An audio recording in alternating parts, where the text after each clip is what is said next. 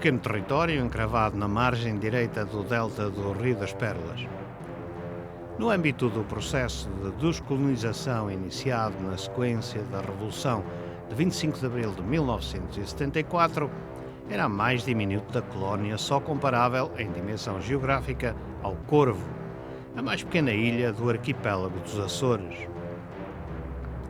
Nos primórdios da instalação dos portugueses no século XVI, a organização da defesa de Macau foi cometida aos padres da Companhia de Jesus, que lhe ergueram as muralhas e as fortalezas. Nunca possuiu um dispositivo militar verdadeiramente credível. Era uma das mais longínquas colónias do Império. No entanto, e apesar de tudo, foi a última parcela a desligar-se de Portugal. E isto mesmo somente mais de 2 décadas depois de todas as outras e na sequência de longas negociações entre Lisboa e Pequim, concluídas com sucesso em 20 de dezembro de 1999. Portugal encerrava assim o atribulado processo descolonizador de Macau, se eximiu pela exemplaridade como uma exceção que os historiadores atribuem à sua singularidade no quadro da história colonial portuguesa. É visto como o ponto fraco, não é? Porque os portugueses não tinham poderes, plenos poderes sobre o território. Porque os chineses ainda guardavam tanto poder. Mas, de facto, esta falta de poder tornou-se uma vantagem. Que mostra também que, às vezes, as intenções da história não são iguais aos resultados, não é? E esta solução de Macau, como foi chamado por Foch, esta solução foi muito mais durável que a conquista. Eu acho que é uma sobrevivência muito curiosa, muito única.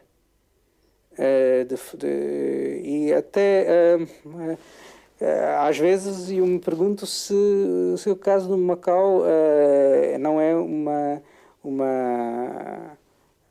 um exemplo em relação com toda uma série de outras possibilidades de relacionamentos entre poderes europeus e asiáticos.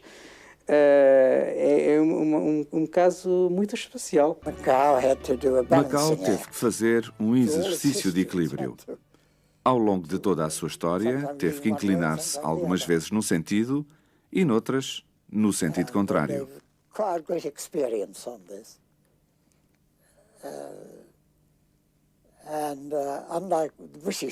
Os ingleses, quando ocuparam Hong Kong, revelaram uma atitude militar de força, ao passo que os portugueses em Macau nunca fizeram isso.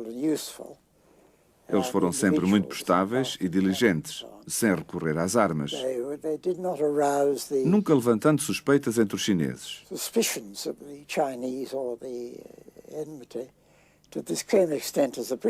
Ao contrário do que se passou com os ingleses. O relacionamento que eles estabeleceram com os chineses foi muito proveitoso, mediante esse exercício de equilíbrio. Houve tempos difíceis, como sabemos, mas podemos concluir que os portugueses compreenderam muito bem o ponto de vista dos chineses e colaboraram com os chineses sempre que foi necessário.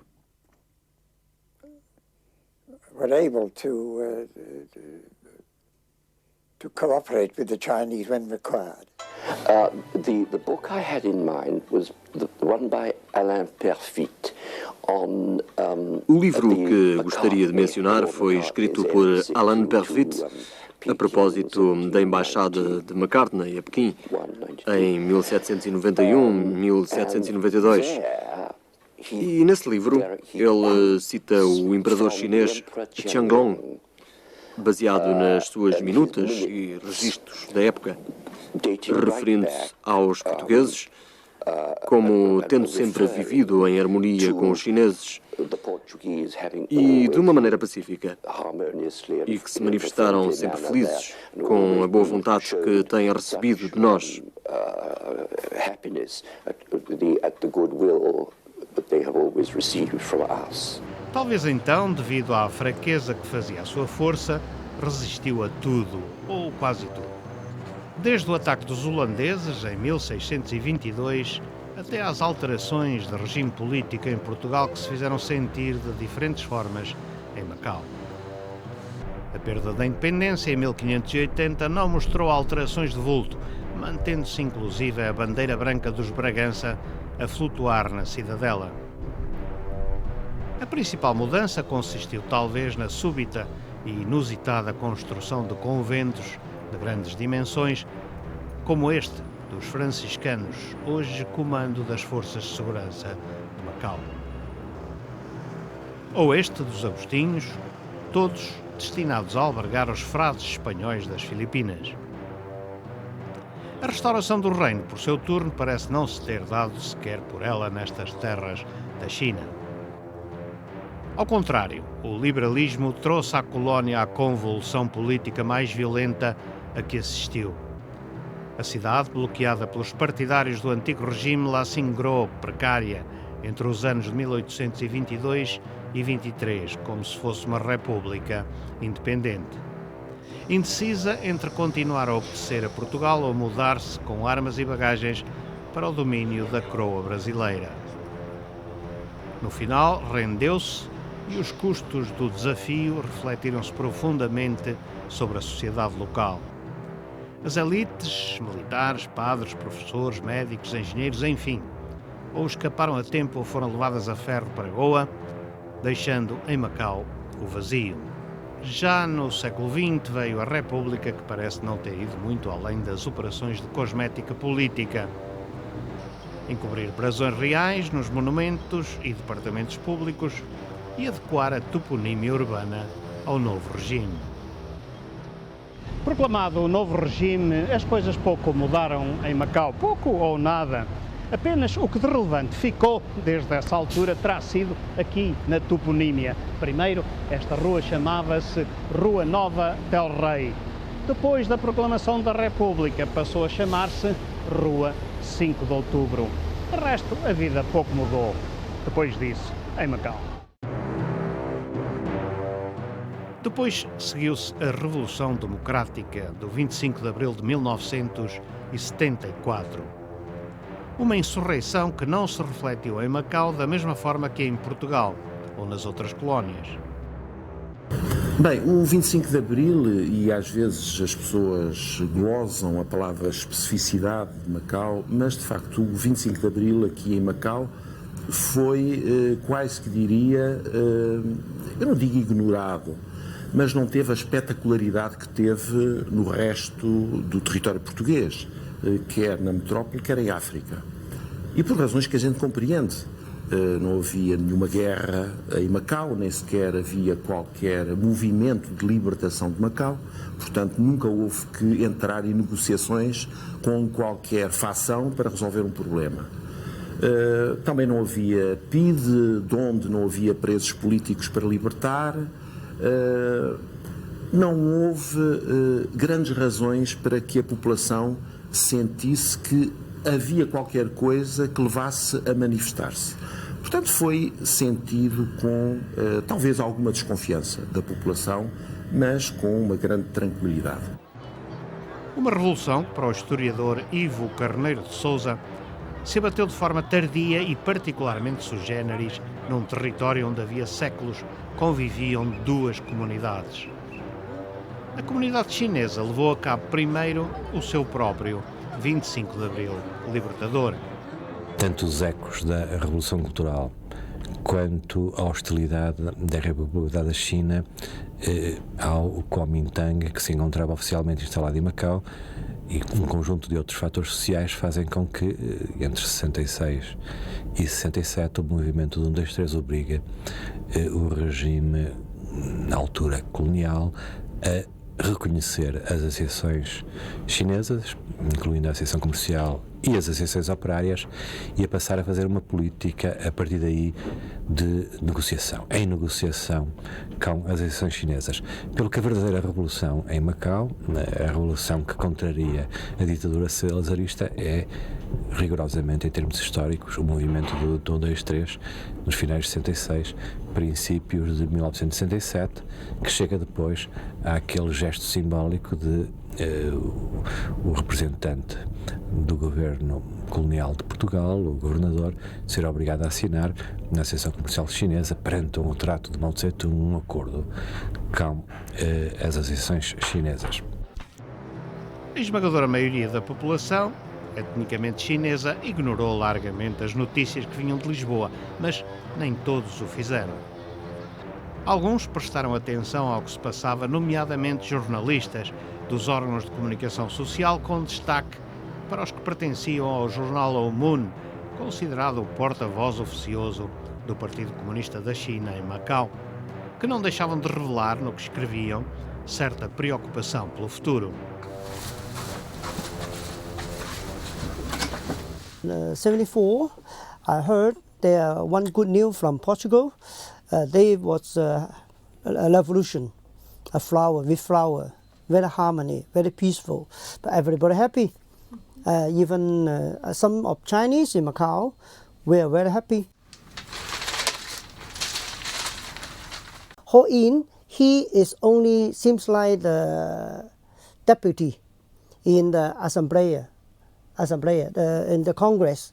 He just represents the Macau people, what they think, what they want. But for the Portugal, maybe in those times we think Portugal is another country. Even Portuguese was governing in Macau. 咁當時葡萄牙嘅思潮同埋政黨林立咧，本地人係唔理解嘅，北京更加唔理解。但是北京當時係同蘇聯咧係處於一個對抗嘅狀況，又好驚有叫做蘇修嘅情況影響中國。咁所以你話葡萄牙鮮花革命影響深唔深遠咧？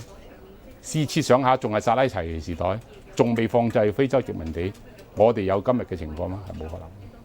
The Portuguese Revolution was part of the third wave of democratization, and so that has a very important meaning for Macau and for China. Macau could boast, for example, that it started to democratize earlier than Hong Kong.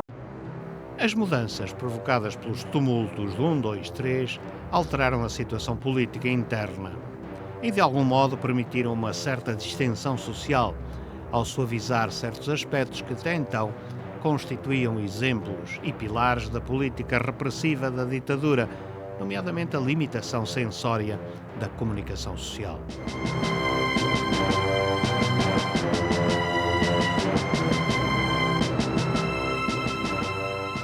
Mais Macau, como diziam até estrangeiros, que tinham vindo de outros territórios, do tipo Macau, que era o território, antes do 25 de Abril, o mais livre de todos. A não ser uma censura benévola que havia, não havia legião portuguesa, não havia polícia política, não havia opressões, não havia perseguições de nenhuma ordem, havia uma sociedade portuguesa, parece, mas sem grande relevância, não é? Conhecíamos a guerra colonial, ouvimos falar da guerra colonial, mas como é? Havia censura, o mal era a censura, não é? Nunca dizia a verdade, não é? A verdade verdadeira, não. Não sabíamos o que se passava da guerra colonial e aqui não houve PIDE, no sentido de prisões, disto, daquilo, etc, etc. É claro que houve pessoas perseguidas. Houve pessoas perseguidas por não concordarem com o regime e essas pessoas ficaram muito prejudicadas pelo regime. A censura, de facto, era sui generis porque, desde o 1, 2, 3, desde o período da Revolução Cultural, não havia, os jornais chineses não iam à censura. Os jornais chineses não iam à censura. Também se diga que, além de muito patriotismo exacerbado, como ainda hoje é frequente ver em alguns órgãos da imprensa chinesa, para além disso, também não eram muito críticos do governo. Diziam mal do governo, mas também ninguém se preocupava muito com isso. Também tinham as suas também tinham limites para não abanar demasiado o barco. E os jornais portugueses, esses sim, sujeitavam-se à censura, iam à censura. Os jornais portugueses, naturalmente, não saíam da pequena comunidade portuguesa. Por exemplo, a imprensa era a prece da ANI e da Lusitânia, vinha com as cores do regime. A imprensa portuguesa era, digamos, a imprensa local. Só publicar notícias de Portugal dessa fonte. As notícias eram censuradas. Mas nós tínhamos uma vantagem aqui em relação aos outros sítios de autoridade portuguesa. Tínhamos uma vantagem da imprensa inglesa de Hong Kong, dos noticiários de Hong Kong, da televisão de Hong Kong. Portanto, havia duas verdades que nós aqui podíamos. Bem, eu posso falar até com conhecimento de causa, porque o chefe de gabinete, eu nessa altura estava nessas funções, era por inerência o presidente da Comissão de Censura. A censura era apenas para os periódicos portugueses, que na altura julgo que eram 3. Eu julgo, e posso talvez ser um pouco suspeito quando digo isto, mas eu penso que era uma censura que não tinha grande expressão. Primeiro porque a própria natureza dos jornais não dava muita razão para isso. Mas também pela natureza do governador e, se der licença, a minha própria, não era muito favorável a interferências nos jornais. Recordo-me, poderei estar enganado, mas recordo-me de, digamos, 3, 4 vezes em que tenha havido cortes. Se eu não estou enganado, nunca se deram quando o governador cá estava. Recordo-me que foi sempre em alturas de encarregados do governo. Em relação aos jornais chineses, e não só em relação aos jornais, em relação a todas as publicações que estavam nas montras das livrarias, que nós dizíamos livrarias comunistas, como é bem de ver, não fazia sentido que houvesse algum corte quando tudo aquilo que era as obras completas dos ideólogos do comunismo estavam completamente à venda de quem quisesse comprar. Por isso, era também aqui uma particularidade, e até lhe posso dizer, quase como curiosidade, nós recebíamos da PIDE relação das publicações que deveriam ser apreendidas. Nunca se apreendeu nenhuma publicação. Aquilo que nós normalmente fazemos, íamos às livrarias ver se encontrávamos alguma dessas publicações para comprar. E eu recordo-me que tenho na minha coleção, enfim, meia dúzia de livros que eram proibidos e que eu consegui comprar em Macau, exatamente porque a lista que cá me chegou me deu a pista para os poder comprar. Agora, a apreensão, nunca se fez uma apreensão de qualquer livro ou publicação em Macau. Em Macau mal se faziam sentir os grandes problemas que atormentavam a metrópole, como então era conhecido o centro do Império Colonial Português. E por isso, a oposição ao regime ou murmurava baixinho nas tertúlias do restaurante Solmar contra o governador, ou não se manifestava de todo. Não existia como não existia em Portugal. Quer dizer, a oposição, por exemplo, em Portugal só surgia nos períodos eleitorais e pouco mais. O resto passava, enfim, um pouco na sombra, não é? Aqui em Macau nem havia um número chamado oposição, haviam pessoas com determinadas ideias, principalmente pessoas que tinham apanhado o banho da Primeira República, as ideias democráticas, e outros, assim, mais jovens, que tinham passado a Portugal, a nível académico, universitário, ou noutros ambientes, tinham bebido, enfim, estas ideias e que tenham comungado essas ideias e que tinham sentido o peso da ditadura em Portugal. Portanto, a oposição aqui era de número reduzido, não se manifestava praticamente, funcionava mais a nível de café, de tertúlia, digamos assim. Portanto, se é que se podia chamar oposição a isso. Eu recordo aqui alguns nomes, como o Dr. Vivaldo Rosa. Era um elemento declaradamente de oposição, com uma coerência de ideias, uma verticalidade extraordinária. Recordo saudosamente, por exemplo, o Dr. Damião Rodrigues, o meu grande amigo Manuel Gomes Eusébio, o próprio Dr. Remédios, que foi o primeiro candidato do CDM a quando das eleições constituintes.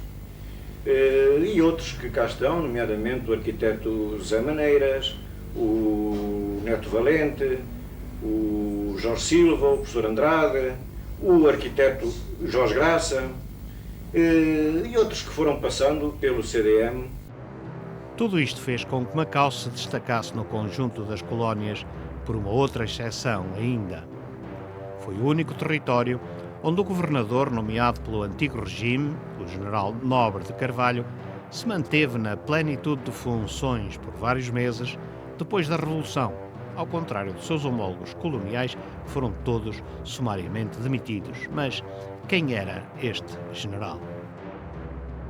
A vida corria devagarinho. Tudo aqui se passava devagarinho e era mais uma administração de manutenção do que propriamente uma administração agressiva de criar grandes oportunidades, etc., até porque a administração não estava vocacionada para isso.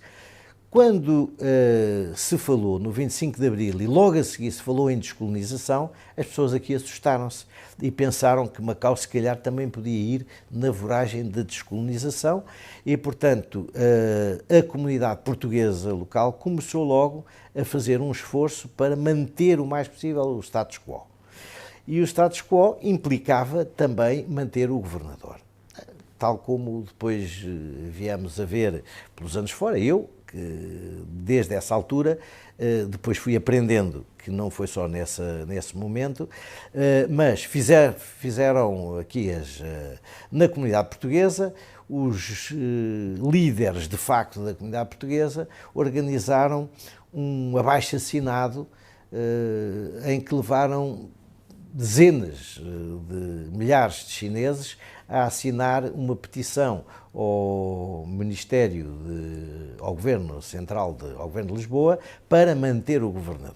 Foi um homem com quem eu lidei de muito perto, por 2 vezes, admirei sempre muito, e aquilo que mais me impressionava nele era a sua humanidade. Era um homem com uma enorme dificuldade em dizer não, no entanto também era um homem capaz de tomar algumas atitudes que a serenidade dele não adivinhava que ele fosse capaz de tomar. Portanto, é um homem de quem tenho muita saudade e tenho uma enorme admiração. O dirigente, e até como homem, ele e a mulher faziam um bom par, eram gente simples, andava pelas ruas, pelos cafés, não era assim gente presunçosa, nem nada disso, e basta ver que quando a esposa cá vem é sempre bem recebida. Enfim, foi um bom governador. É claro que ninguém é perfeito, não pode agradar toda a gente, governar é desagradar em princípio, mas foi positivamente, sem dúvida, um bom governador que deixou muitas saudades. O governador General Nobre Carvalho foi um grande governador bem quisto do território. Ele foi um grande governador.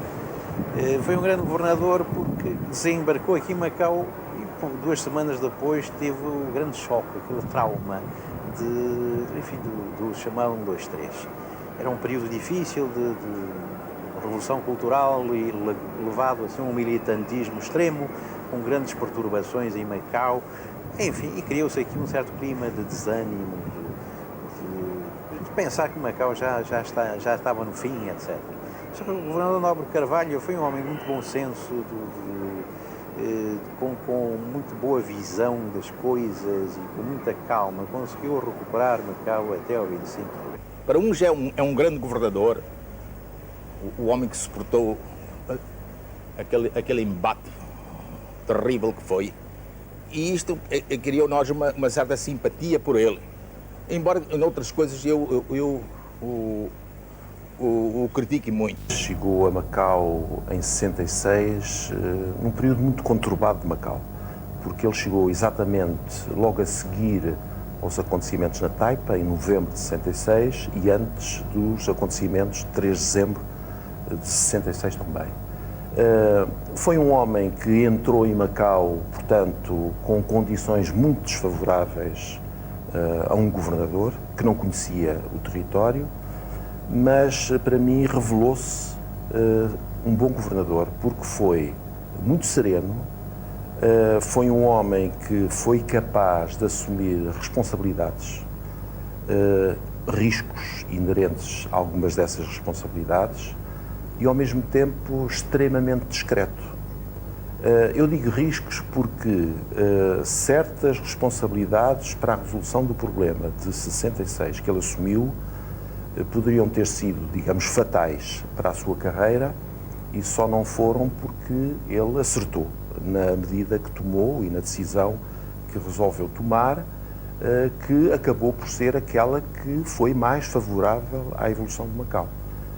Se tivesse sido o contrário, possivelmente teria tido uma carreira praticamente sem glória. Foi um homem que esteve aqui e teve muito azar em Macau, num aspecto.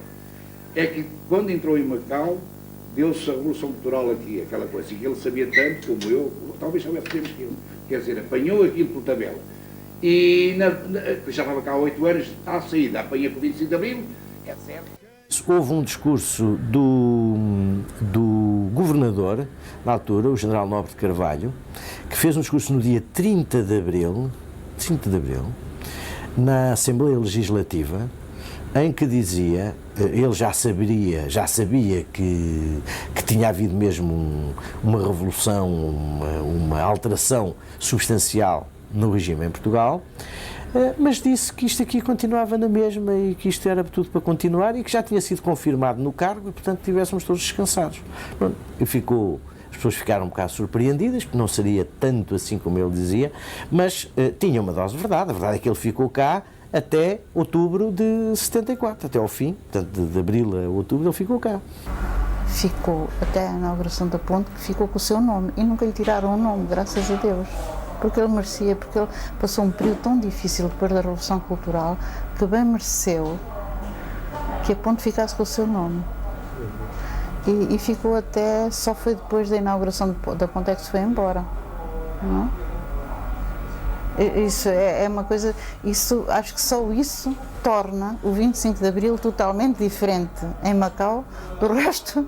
Só isso dá uma ideia de quanto o 25 de Abril foi diferente aqui e no resto de Portugal continental e ultramarino. Pelas condições específicas de Macau, muito longe de Portugal e demasiado perto da China, os ecos da Revolução, quando chegaram, não despertaram muito mais do que emoções contidas.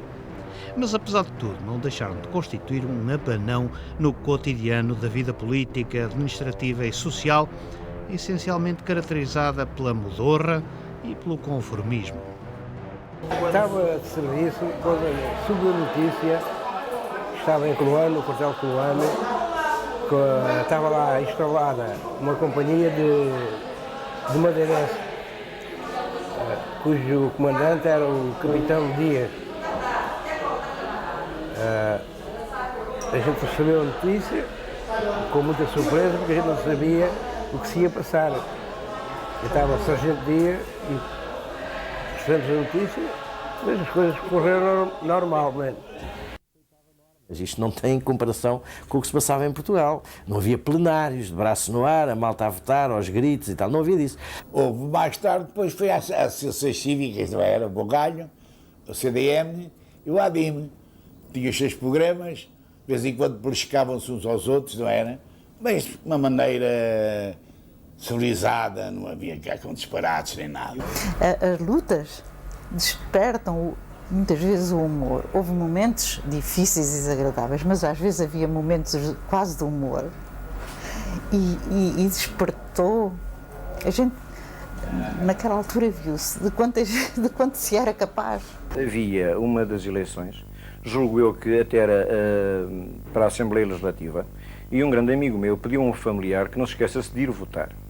E o que a pessoa lhe disse foi simplesmente isso: porque é que só agora o disseste? Porque fulano já me pediu o voto dele primeiro. Quer dizer, não havia uma participação por o ideal, mas sim pelas pessoas. Isso é natural nos meios pequenos. Ainda hoje em Portugal nós continuamos a ver partidos que têm pouca implantação, mas porque são representados ou liderados por determinada figura, essa figura impõe-se. Isso aconteceu em Macau. Nunca houve conflitos de morrer, de zaragata, de se baterem, de gladiarem, não.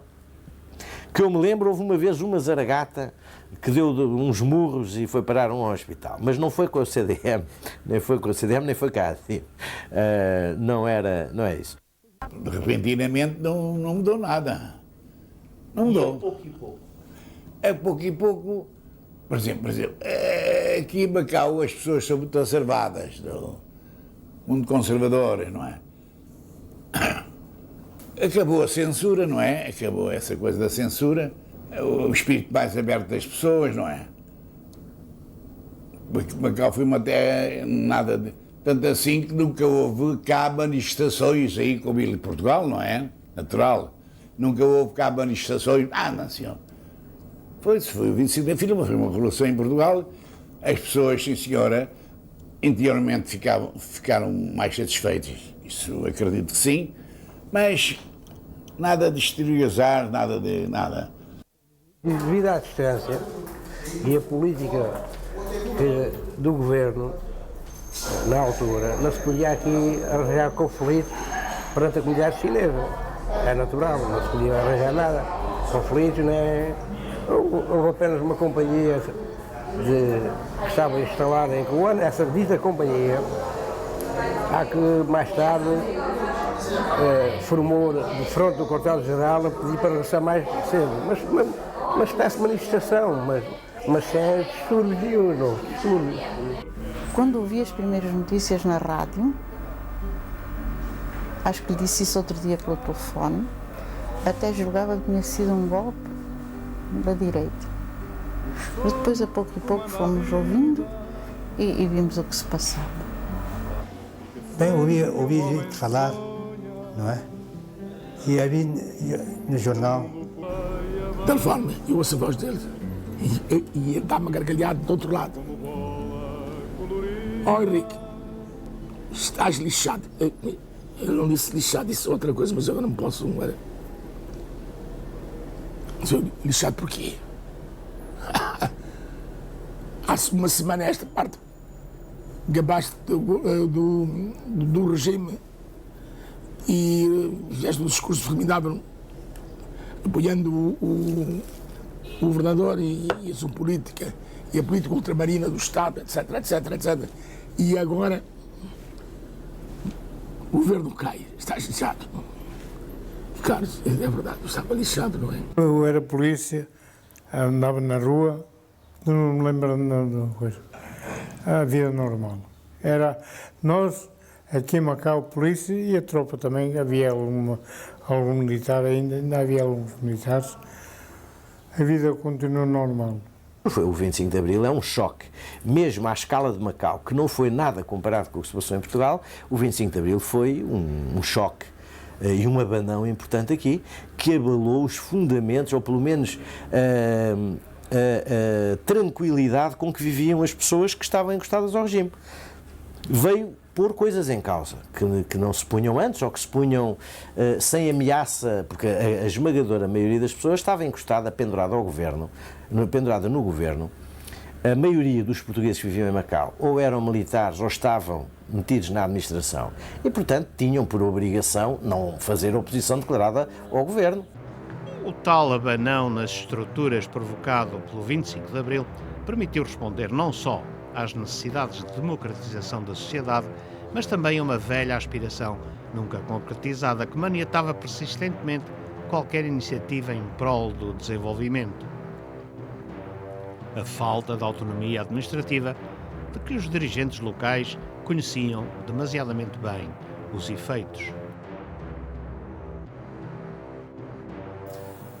Não tínhamos meios, em Macau não havia meios, não havia engenheiros, não havia nada. A Melco, que era a antiga concessionária, tinha perdido a credibilidade e houve então que pensar em fundar uma companhia de eletricidade que tinha sido fundada, portanto, antes do 25 de Abril, por volta de 72. Tomaram-se medidas de emergência, houve um novo Carvalho que manda a justiça dizer que pugnou sempre para que Macau tivesse mais autonomia do que aquele centralismo asfixiante do Ministério do Ultramar. E a propósito disso, já lhe contei há pouco uma anedota, havia por vezes problemas de lei de terras, de terrenos, enfim, de eletricidade, do porto de Caó, que já estava na berra nessa altura, e tudo era tratado à distância do Ministério do Ultramar. De vez em quando apareciam cá uns peritos ou uns técnicos e tal, que discutiam os assuntos, voltavam para Lisboa e tal. E jamais me esqueço de uma faceta curiosa do saudoso Owen, em que estávamos todos, o governador e vários elementos, e eu também estava, numa reunião, estávamos a discutir o problema da lei de terra, das concessões de terra, a regulamentação dos aterros e tal, e o Owen, já aborrecido, portanto palavreado, sai-se com esta: Sabe, Sr. Governador, aqui ouço muito tempo de trovoada, mas nunca mais chove. Quer dizer, nunca mais nada se concretizava, tudo andava para a frente e para trás. Isso realmente era uma coisa que prejudicava muito Macau, era essa asfixia do Ministério Ultramar, o centralismo, o controle de tudo e de todos, isso era lamentável. A solução para os velhos problemas que afligiam desde há muito Macau foi encontrada pelo general Garcia Leandro, o primeiro governador escolhido pelo novo regime democrático para administrar o território. O governador passa a ter poderes, não é, dentro de uma política geral determinada pelo Estado em Lisboa, passa a ter poderes de decisão próprios, não é? E, portanto, é aí que se inicia, de facto, o grande desenvolvimento que Macau veio a ter posteriormente. Quando se deduz, se percebe que a autonomia, a delegação de poderes que o Ministro podia dar não era o suficiente, tinha que fazer uma alteração estrutural e tinha também que se dar poderes locais à voz da população com a criação de uma Assembleia Legislativa, logo no princípio de 75. Esse assunto foi tratado entre mim e o Dr. Almeida Santos, o Ministro. Fizemos um projeto de Estatuto Orgânico. Ele enviou-nos para lá um juiz, já não me lembro, conselheiro jurídico, para nos ajudar a fazer a parte inicial, um primeiro draft da estrutura do Estatuto Orgânico, e nomeei uma comissão com representantes de tudo o que é sociedade de Macau, a população. Portanto, estavam representados as associações cívicas, estava representada a Igreja, estava representada a comunidade chinesa, estavam representadas as Forças Armadas, já não sei o que mais, mas tudo quanto era uma comissão de 10 ou 12 pessoas que prepararam ao longo do tempo, do primeiro semestre de 75, o projeto de Estatuto Orgânico. Quando o projeto de Estatuto Orgânico está pronto, é verão de 75, foi publicado em projeto, como é evidente, em português e chinês. E esteve um mês à consulta da população. A população de Macau deu, durante um mês, as opiniões que queria sobre o Estatuto Orgânico, foram registadas e algumas até integradas no projeto final. Depois ainda se fez outra coisa. Depois disso, depois de introduzir essas alterações, houve 3 dias e 3 noites de discussões no Leal Senado sobre o projeto de Estatuto Orgânico. Eu acho que foi um projeto, não é um projeto, um processo democrático extremamente curioso, face ao local onde nós nos encontrávamos. A partir daí, e a partir da possibilidade que o Governo passou a ter de gerir as coisas a partir de Macau, e com o desgoverno em relação a Macau, Macau deixou de ter possibilidade de contar com a República. Naquela altura chamava-se a metrópole. Não se podia perguntar porque não estava lá ninguém para responder. O Estatuto também vem permitir, dando mais poder local ao Governador, vem permitir ao Governador rever o contrato de jogos, que foi aquilo que deu dinheiro a Macau. E o Governador habilmente fez aí umas manipulaçõezinhas da opinião, fez constar que estava em condições de confiscar a concessão se aquilo não fosse a pagar como deve ser, e a verdade é que, por acordo, chegou à revisão de um contrato de jogo com a concessionária. E mais tarde, depois abriu o caminho para outras revisões e não há dúvida nenhuma que foram as receitas do jogo que abriram o caminho para a prosperidade e com elas para desenvolvimento, com obras públicas, etc. A dinâmica começa no Estatuto Orgânico de Macau, se não tínhamos ilusões.